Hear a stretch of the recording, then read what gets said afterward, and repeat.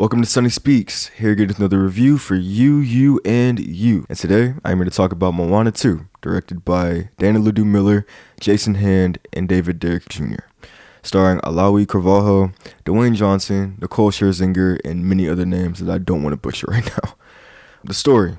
Moana is back home after achieving the title Wayfinder and exploring the ocean trying to find other islands. She is given a premonition from her ancestors to follow the fire in the sky to the lost island Motufutu before it is too late, not only for her family but for civilization.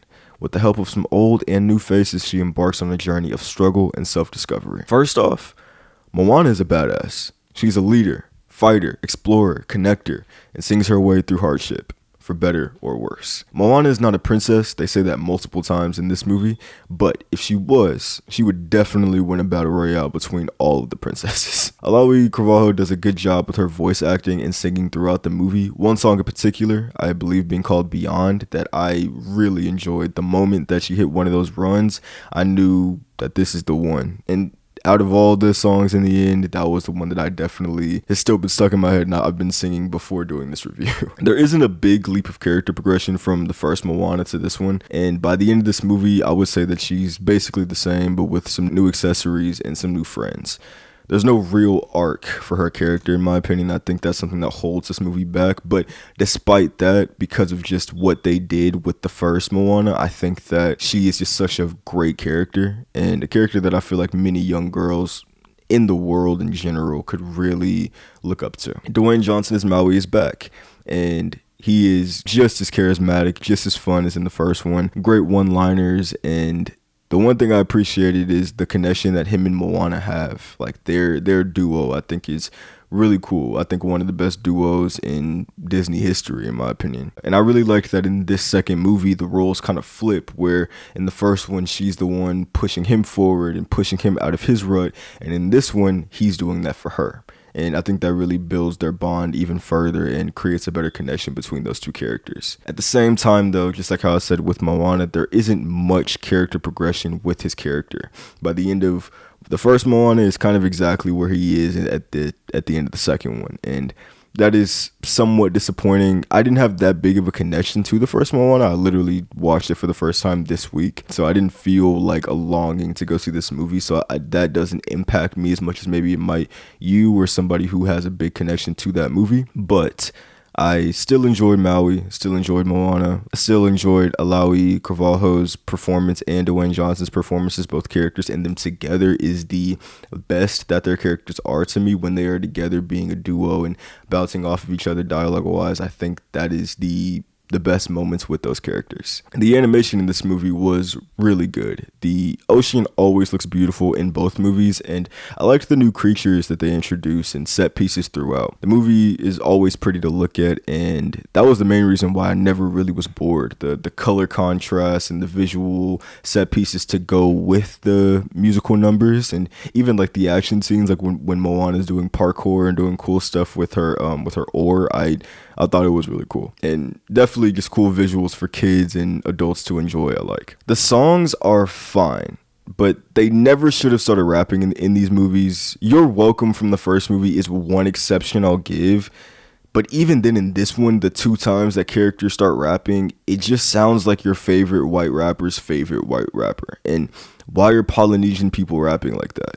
I don't like it. I found it very cringy, and whoever did that, whoever said that they need to rap more in this movie needs to be fired ASAP. It was always so cringy to me, and I just think for humanity's sake, let's just stick to the singing, please.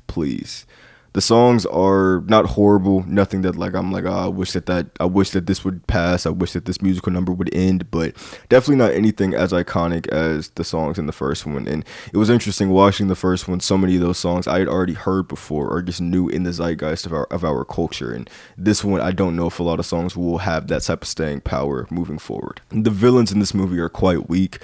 Really the worst part of the movie, I would say, because it affects other parts of the plot. The main villain that they continuously talk about throughout this movie doesn't even really ever show up. You see pictures of him. The most that you see of him is lightning strikes and tornadoes, but you don't see the character. There's no dialogue from that villain, and I think that really impacts Moana's journey as far as like her internal struggle and external struggle. You don't feel that much worry for her character or her journey, or if she'll be able to do this, because there isn't a villain that's there really pushing against her progression. And that's the worst part of the movie to me, and I think that does bring it down a lot, because since there's no real struggle, you're kind of just waiting for her to win rather than seeing how she will win. And even with the plot, I feel like there are many different times where I feel like the plot kind of just does things. It just makes you, it just says like, oh, we want to do this, so we're going to do this, and just follow along, rather than really showing you step by step how something was able to happen for these characters. And a lot of times, like how I said with Moana's character, a lot of times when something is going on or when like a problem is happening, they just start singing about it. And that to me is a fault, because it kind of shortcuts a lot of real progression, real like moments of character that you could have had.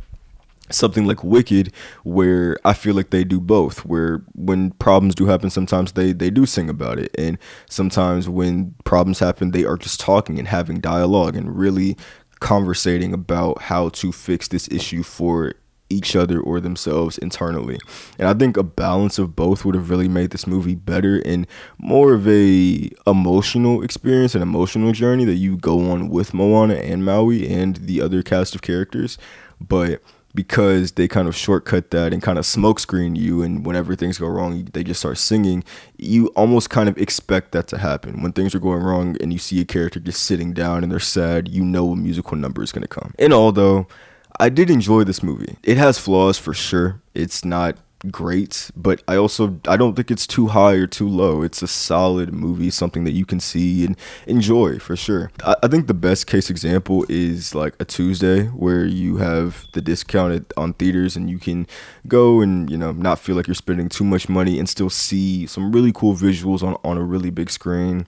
And if you just want to watch from the comfort of your home, seeing it on streaming you're not going to feel like you're wasting your time watching this.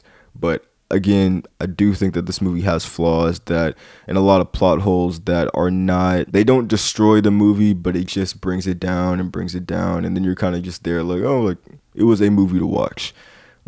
Still, again, like how I said, Moana and Maui are a great Disney duo, and Moana in general is a great character that I think young girls can really be inspired by, because she is a very strong character that understands the power of getting help from other people, but also is self-sufficient in herself, and that is a beautiful thing to see in a Disney movie.